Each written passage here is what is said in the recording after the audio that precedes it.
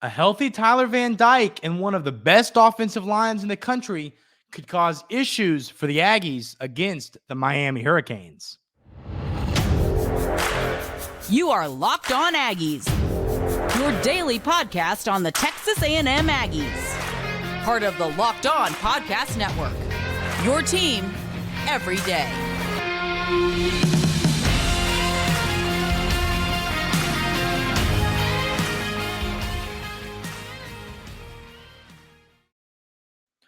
Welcome on in the Locked On Aggies. I'm your host, Andrew Stefaniak. Thanks for making Locked On Aggies your first listen every single day. Today, we're going to do something fun that I have been asked in the comments to do a whole bunch of times. I'm basically going to run through the schedule, not the easy non-conference games. We're not going to talk about Abilene Christian and New Mexico. We're just not going to do it. Because I just don't think it's relevant. But the 9 important games being the Miami game and then the 8 SEC games, I'm going to run through them in order, and we're just going to talk about what is going to cause Texas A&M issues, what is good for Texas A&M, what of these matchups is going to be problematic, whether is it a good running back, is it this team has good secondary, whatever it is. We're going to run through that and say why the Aggies, it could be a problem for Texas A&M and why it's something the Aggies are going to be able to deal with, push through, whatever. So we're going to kind of break these down, but talk about it from more of a player standpoint on each of these teams. So starting with Miami, Tyler Van Dyke, last year, the Hurricanes were kind of in a similar spot to the Aggies, and it just wasn't a year many would have hoped or imagined for Coach Mario Cristobal. I mean, it did not go great down there. And so what they do is they hit the transfer portal hard and they really shore up multiple different positions. So, of course, Tyler Van Dyke was banged up last year. He's now good to go, ready to rock and healthy. Then you bring in, you have a talented offensive line. And that scares me because here's the deal. They don't have much. So I talked to my colleagues at each of these venues to kind of get a little breakdown of the team. And so what I got from my Miami guys is that there's not a ton of wide receiver talent. They're a little concerned about depth there. I mean, you've got some top-end guys, but it's like a position. Is there a ton of depth? And one nice thing about this matchup being the second week of the season on September 9th is that team going to have its identity yet? Now, the Aggies won't either, but sometimes if you have your identity before another team, it can lead to a victory for you on the field. So I think that's a positive. Not a deep wide receiver room. Like I said, one of the biggest things we're going to be talking about here today when we break this down is opponents' rushing attack. Just because, with how much the Aggies struggled last season stopping the run, I think it's something we pretty much kind of have to talk about. Now, do I see it being an issue for the Aggies this season stopping the run? I just don't know, folks. I mean, I think you're going to have to see it play out. It's like, you have the guys on the defensive line that this shouldn't be an issue, but you could have said the same thing last year. So it's one of those things where that is one of my bigger concerns heading into the season is can this Texas A&M defensive line and linebacker core stop the dang run? If the answer to that's yes, then we're in business. If the answer to that is no, then we have some question marks. And that's why this Miami team, the running backs, there's nobody that they're really stoked about down there. I mean, but the thing about running back is I think it goes hand in hand with your offensive line. You have to have a solid offensive line to be a good unit, a running unit. And Miami has that. They're going to have offensive linemen creating holes and creating gaps for these running backs to slither through and pick up yards. So you're going to have to stop the run against this team. Talented defense in Miami. They got some transfers there. It's going to be a defense. This is not an easy game, people. This is not a pushover game for the Aggies. I think this is going to be one of the hardest games. I think this game could end up being more difficult than the Auburn game we're getting ready to talk to and some other games on this schedule. This is a big game, and it's a real statement for both of these ball clubs, both of these teams. We talked about last week that both of these teams are trying to rebound, and this second week of the season ball game is a really good opportunity for each of these teams to rebound. So the question is going to be, who's going to rebound better? And that's what we're going to see. But no, I think that the Miami offensive line and the Texas A&M defensive line is going to be the biggest game within the game. Can our defensive line not get pushed around? If our defensive line doesn't get pushed around, I think we're going to take care of business at Hard Rock Stadium against the Miami Hurricanes, but it's going to be a fun one. Next game on the schedule here is the Auburn game. We're not going to get crazy into depth about this just because while I was in Nashville, we had Daryl Dapprich on, who is he works with Locked On Auburn, and to talk a little bit about the Texas A&M Auburn matchup. So we're not going to go crazy into depth on this one, but they have a really solid running back room in Auburn. Jarquez Hunter is their main guy down there. Their offensive line, Daryl told me, kind of Hugh Freeze went and hit the portal hard to pull in a whole bunch of talented guys from elsewhere. And the feeling from down there is that this offensive line is going to be a really good unit. So if that's the case and you have these talented running backs, I think Jarquez Hunter is a guy who could be one of the better running backs in the country. So if that pans out, if that all comes into place, that's going to be tough to stop the run against Auburn. Now, I've been told they do not have a great wide receiver room. There's a lot of quarterback question marks. There's a lot of defensive line question marks. Really, all Auburn has going for them is a good secondary and a good running back room. And then, of course, the offensive line is a little bit of a question mark, but they feel pretty good about it down in Auburn. So the way you got to attack them is run the ball, run it down their throat. Reuben Owens, Amari Daniels, bam, bam, run the ball. The defensive line is not great. The secondary is pretty good. So, you want to let your run game help your pass game, help get Muhammad and Nia Smith and Evan Stewart open. So that's what you need to use your running backs for in this matchup. And I think the Aggies are going to do that just fine. The next matchup here is the Arkansas game, September 30th. So this one's, of course, a neutral site game in Texas, of course, the home of the Dallas Cowboys. And, I think the KJ Jefferson and Rocket Sanders duo is a good one. I think that is, you could argue, one of the best, except for the whatever the quarterback cat up there in Michigan, and then Corum. But KJ Jefferson and Rocket Sanders, I think, is one of the better quarterback running back duos in college football. So it's a good group. There's a lot of wide receiver transfers they brought in. A really good secondary over there and a solid offensive line is what I got from my people over there. I think the thing about Arkansas is they play physical football. That's a Sam Pittman thing. And I'm a big Sam Pittman fan.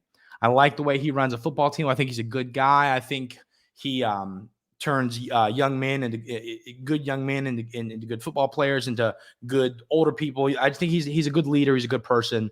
I really like Sam Pittman. I think he's done a good job at Arkansas.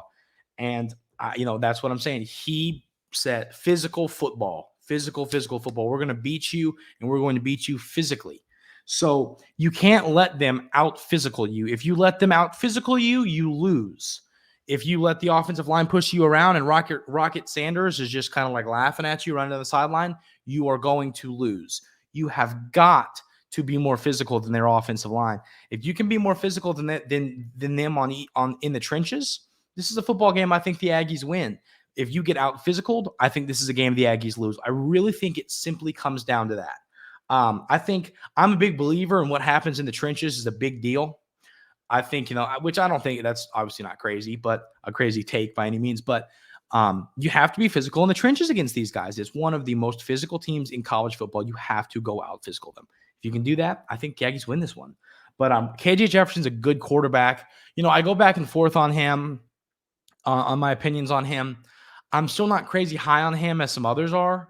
And I think it's kind of funny. Like if you look at like Heisman betting odds, I think a lot of people, more people agree with me than I had kind of thought. So this is a game. This is a game at first I felt pretty confident that the Aggies win. I mean, here's the deal. Texas A&M has a better roster than Arkansas. I don't think that's even debatable. But I think that they have a better quarterback and running back, and I think that's a big deal. I think they're physical, and they have a good running game, a good quarterback, and a good running back. I think that leads to wins. Good defense as a whole, pretty good secondary. So how can you beat them? I think the Aggies are going to need to. I think it's simple as this, folks. I don't know how to reiterate. You got to be more physical than them. If you do that, I think Texas A&M wins this game. If you let them bully you, I don't think the Aggies win this game. But it's going to be tough to stop Rocket Sanders and KJ Jefferson. But if you're able to do it and you're able to kind of push them around and bully the bullies, I think Texas A&M wins this football game in their home state in front of hopefully a packed crowd. So that's my thoughts there. The game after that is the Bama game, folks. It's an interesting one. It is an interesting game. I have an interesting take on this game, and I think it's going to be fun to kind of break this one down, folks. I've had a little bit of a rejuvenation when it comes to Alabama after SEC Media Days. So we're going to talk about that matchup with Alabama coming up right here on Locked On Aggies. But first, I want to tell you about our wonderful friends over at eBay Motors. For a championship team, it's all about making sure every player is a perfect fit. It's the same when it comes to your vehicle. Every part needs to fit just right. So next time you need parts and accessories, head to eBay Motors. With eBay Guaranteed Fit, you can be sure every part you need fits just right. The first time around, just add your ride to My Garage and look for the green check to know the part will fit or your money back. Because just like in sports, confidence is the name of the game when you shop on eBay Motors. And with over 122 million parts to choose from, you'll be back in the game in no time. After all, it's easy to bring home a win when the right parts are guaranteed. Get the right parts, the right fit, and the right prices on ebaymotors.com. Let's ride. eBay Guaranteed Fit, only available to U.S. customers, eligible items only. Exclusions do apply. So, folks, let's get into this Alabama game. It is a fun one. It is an interesting one. It is one that I've kind of, I wouldn't, a little bit kind of had a change of heart on. I've been down on Bama, and then I kind of go back and forth saying like, well, it's Coach Saban, it's Alabama. And this is one of my dad's favorite jokes, and I always think it's funny. A Bama player will go down or something, and then my dad will always just say, oh no, this is a problem. Here comes their next 5-star. And I always grew up listening to him say that was always funny. But so, what I have written for this matchup, lots of question marks all around. It was funny because, on the surface, I knew a handful about this Alabama team, but not like a crazy amount. And now that I've talked about with some people and really gotten in depth on this team, there's more question marks than just the quarterback room. There's a lot. Who's going to start there? Is it going to be Buckner? Is it going to be Milroe? I mean, who is going to win that job? I don't know. People don't know. I don't even really think Coach Saban knows yet. I think it's truly still up in the air. But there's lots of question marks all around. The secondary there, what I've heard is, of course, you got Kool-Aid McKinstry, he's one of the best. I think he is the best corner in college football, you could argue. But besides him, you've got a couple more secondary pieces, but the back end guys, I've heard that there's a lot of question marks there. Now, when my Bama guys told me that, I was like, okay, well, are the question marks 5-star players? Which the same thing I said with my dad, but so there's talent. The question is, how will that talent transfer to wins on the field when it comes to the secondary? That's kind of what's still to be seen. I don't think this secondary is as deep as people thought. I like that you get Bam at home October 7th. I think it's and then what I wrote here, funny, I wrote, it's still Bama, ! Because it is, folks. You have to remember that. I think that Coach Saban could throw out I think he could go get Terry Bradshaw right now, go pull him away from his broadcasting job, and I think he could still win 8 games. I think Coach Saban, I think that's just how good he is, folks. I really do. I have so much respect for Coach Saban and all he's done in college football, and I can't sleep on them. I can't just push them away. It's still Alabama. There's so many question marks around this team, and they're still going to be preseason ranked 2 or 3, for a reason. Their over-under on wins is still 10 for a reason, and I would take the over on that, folks. So this is not an easy game to win. It's a game where you just a good defensive line over there. They have talented offensive weapons. They just don't have anybody coming back this year that's like, okay, that's their guy. That's the wide receiver. Now they have some talented young running backs that I think are going to be good players, and I think they're going to have good offensive lines. So that's going to be a struggle for the Aggies just to stop that run. But if they're able to do that, we'll see what happens. But I think Alabama is a team, I don't feel comfortable like even giving a prediction because I just feel like we need to get deeper into fall camp and see what we know from Bama. If we hear that the quarterback battle is kind of opening up and we hear that the wide receivers it's less of a concern and they have good players and the secondary battle figures itself out, I think it is truly. I think that it's a game Texas A&M can win, but they're not going to be favored even at home. So it's going to be a game you have to go play a dang good football game to beat this Alabama football team. But I think it's more possible right now than it has been in the past, going up against the powerhouse of Alabama. Next game is the Tennessee game. One thing, which this is an interesting talking point. I wish this would have been brought up in Nashville at Media Days. But so Joe Milton, I think that people might be a little bit too high on Joe Milton. And I'm gonna make a basis for it. At his previous stops in college football, he's been okay. He's been fine. He's been a solid quarterback. But I think you can look at that as kind of like a Hendon Hooker-esque thing. And that's why people are so high on Milton. Is like Hendon Hooker was a solid quarterback before he got to Tennessee. He gets to Tennessee and he takes this big step forward. I think people are assuming that we're going to see that with Milton. Now, he looked good when he looked great when Hooker went down last year. But the question is, is he being overhyped? And this is the interesting point I wanted to bring up about this. You've got the backup, Nico. He's got an interesting last name, but the 5-star freshman quarterback over there at Tennessee. We all know how fans work. If Milton goes out first couple of games and they squeak by, he doesn't look good. Are people going to be calling for the 5-star freshman to come in and save the day? Is that going to cause issues in the locker room? I think all of that is interesting, and it's not really a kind of a talking point I've seen floating around much, but I do think that's interesting. So good wide receiver room. It's a little bit young, but talented. So younger guys that played roles last year, they're going to be thrown into bigger roles last year because of course you lose Jalen Hyatt and some other players. So you got to fill that. You got to fill that hole. They have some question marks on the offensive line, and I think that is going to. I think that's good for Texas A&M with how good their defensive line is. Question marks on the offensive line means that you can push their behinds around. And then, once again, return a lot of production on the running back room. So I think the offensive line question mark, a good defense, nothing to be super terrified about, but a solid, good defense.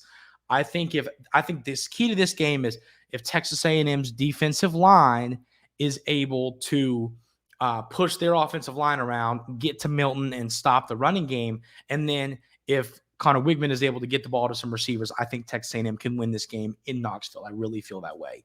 Now, here's the deal. All 9 of these games, the Aggies can win. Will they? I don't know. Maybe. But I don't think that's very likely. But all of these games are winnable. I mean, when I say winnable, I mean they're not going to be favored at LSU, at Tennessee. They're not going to be favored Bam at home. But I think all of those games, if you play your game, you can win those games. You can beat those teams. So that's just my thoughts there. And then the next game we're going to break down here is South Carolina. So you got Rattler and a really solid wide receiver room of returning production for Rattler. You got question marks around the running back room, not a lot of depth. I mean, I think they don't even have a ton of scholarship running backs. So that plays well into Texas A&M. I think I'm cool with you having a solid veteran quarterback and some good wide receivers if you don't have a good running back. Because if you don't have a good running back, I think the Texas A&M secondary is going to eat receivers alive if you're not able to run the ball. Because I think you can kind of sell out to, well, we gotta use a veteran quarterback. We're not running the ball well. So I think that could lead to helping out the Aggies. A lot of offensive line uncertainty. So offensive line uncertainty and running back uncertainty gets me excited for a team the Aggies are going to match up with, because I think that is kind of the concern, as we all know, like I've talked about, can the defensive line stop the run? I'm not concerned about it with a team that doesn't have a really good offensive line and a good running back room. So that makes me feel much better heading into this ball game. And I reading and talking to people now about this South Carolina game, it kind of makes me feel like, is South Carolina, like people have been talking about them as a sleeper team? I'm really no longer sold on it. I think this is a game that the Aggies do take care of business in. So I do think Texas A&M finds a way to win this game. We got a really fun one that coming up here next. The Ole Miss game. This is a game where I think it's a really pivotal, and I will almost go as far to say must-win game for the Aggies if you want to have a 9+ win season. We'll talk about that ball game coming up right here on Locked On Aggies.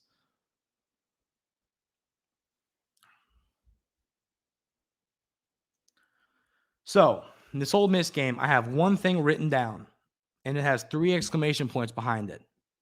Quinshon Judkins, exclamation point, exclamation point, exclamation point. I think he is the best running back in college football besides the Corum. He's the best running back in the SEC, and I think he's not too far off Corum up in Michigan. And I think when Judkins is done, I think he could be a Corum-esque level player. I think that's how good Judkins is.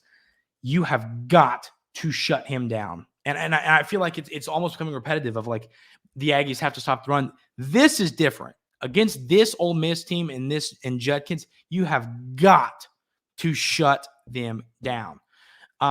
Quarterback over there, it's a question mark. You got Spencer Sanders, and then you've got Dart. It's one of those rooms where it's kind of like, who wins that job? I don't know, but people have been talking about it like one of the best quarterback rooms. I mean, Spencer Sanders has been an okay college football player. Jaxon Dart was okay last year, but I wouldn't go as far to say this is like one of the best rooms. I would take Max Johnson and Connor Wigman over all of those guys, frankly. So I don't think that's one of the best quarterback rooms. I don't really agree with that statement. I think whichever one wins the job is going to be fine and do well, but I don't think it's like this amazing room that is unstoppable. So and then once again, good defense, but nothing scary. I really do think quarterback's a bit of a question mark. You got some okay wide receivers, good offensive line, and then Judkins, good defense, nothing scary. I think the Aggies are going to be able to score points against Ole Miss. Question is, can you stop Judkins? That's what it's going to come down to. I think if you stack the box and plan for it, I think you can, and I think that's what Texas A&M is going to do. And then let your secondary just take on the receivers. I think the Aggies are able to do that and win and win this game, folks. I mean, here's the deal: the games that I don't think Texas A&M wins is Bama, at Tennessee, at LSU. I think they can win those games. I don't feel great about it. Ole Miss is one where I've seen a lot of people thinking that the Aggies are going to kind of get beat by Ole Miss. I don't. I'm not high on Ole Miss. I'm willing to eat crow and be wrong about that, but I really do think that they're going to be able to take care of business against Ole Miss. If you stop Judkins, that is going to be the key. Next game here is one we're going to go through a little bit quickly on this game just because I'm not high on this team, but is Mississippi State. Of course, the tragic passing of Coach Leach. There was a little memorial to him at SEC Media Days. One of my favorite, growing up, Coach Leach. I loved Coach Leach and everything. Miss him. I mean, it was sad to not see him come up on the stage at SEC Media Days and go, "Any questions?" That's my favorite story. Last year was my first year at SEC Media Days. All these coaches have these like 15-minute speeches. He goes up there and he goes, "Any questions?" And it was hilarious. And the first question was like, "Why no speech?" And he was like, "Well, I want y'all to ask me questions. If I give a speech, I'm going to answer all the questions you're going to have." So I miss Coach Leach. He was just a great person, and that's my spiel on Coach Leach. But Mississippi State, you bring in new offensive coordinator and Kevin Barbie. I think what I've read about his offensive style is it's more balanced. It's not the classic Coach Leach air raid. So we might see a heavier balance of run and pass. Now you have Will Rogers back, who I think is the best quarterback in the SEC. That is my guy that I'm really high on. I've seen a lot of people high on KJ Jefferson, a lot of people high on Rattler. Folks, for me, it is plain and simple. It is Will Rogers. I think he's going to be a guy who does well at the next level even. Experienced offensive line, good wide receiver and running back room, and a really good defense, folks. I think this is a team. I think the Aggies win this game, but I think Mississippi State's going to put up more of a fight. Like, I'll tell you this right now. I am more concerned about playing Mississippi State at home than I am going to play Ole Miss in Oxford. And that's going to be a bold take. I get that. But I feel strongly that this Mississippi State team is better than I think I at first imagined, and I think many people are giving them credit for. So it's going to be interesting to see how that plays out. But I really think this team Will Rogers is too good to have a bad year. So it's going to be interesting to see how that all plays itself out.